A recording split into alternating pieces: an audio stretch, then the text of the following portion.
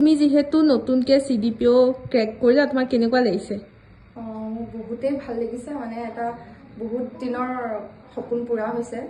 মই এতিয়া এক্সাম কেকাৰত মানে যোনটো মক ইণ্টাৰভিউ লৈছিলোঁ সেইটোৰ পৰা যোনটো বস্তু শিকিলোঁ সেইটো হ'ল মানে মই প্ৰথমে কথাখিনি কৈ অৰ্গেনাইজ নাছিলে, মানে সেই বস্তুটো কেনেকৈ অৰ্গেনাইজ কৰি ক'ব লাগে সেইটো কথাটো প্ৰথম ইয়াতে গম পাইছোঁ মই। তাৰপিছত মই এতিয়া বহি পেলাই ভাবি বস্তুখিনি অৰ্গেনাইজ কৰি কওঁতে মেলোতে মোৰ ইণ্টাৰভিউটো মানে একচুৱেল ইণ্টাৰভিউত বহুতখিনি ভাল হ'ল, বহুত সহায় হ'ল।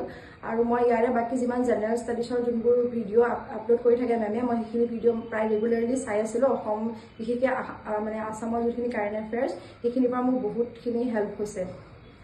হয়, আমাৰ এক্সপিৰিয়েঞ্চসকলক কিবা ক'ব বিচাৰিবা নেকি যোনে ফিউচাৰত এনেকুৱা পৰীক্ষাত এপিয়াৰ হ'ব বিচাৰে? হয়, মই এইটোৱে ক'ম যে সফলতাটো পটককৈ নাহে, মানে ছাকচেছটো জল্দি নাহে। ছাকচেছটো ডেইলি কৰি থাকিব লাগিব, কনচিষ্টেঞ্চিৰ সৈতে ডেইলি মানে নিজৰ কামটো কৰিব লাগিব। বহুত ফ্ৰাষ্ট্ৰেশ্যন আহে, বহুত এনেকুৱা লাগে যে আৰু নোৱাৰিম, ইয়াতে এৰি দিওঁ, কিন্তু তেনেকুৱা নহয়। ৰিজাল্টটো এদিন পোৱা যায়, কষ্ট কৰিলে ৰিজাল্টটো যেনেকৈ হ'লেও পজিটিভ ৰিজাল্টটো আহে, সেইটো ফৰ চিয়'ৰ। আৰু কষ্ট কৰি থাকিলে আমাৰ নিজৰ কেপাবিলিটি বহুত বাঢ়ি যায়। আমি যিকোনো ফিল্ডত আমি এক্সেল মানে কৰিব পাৰোঁ যদিহে আমি ডেডিকেটলি কিবা এটা বস্তুত লাগি থাকোঁ।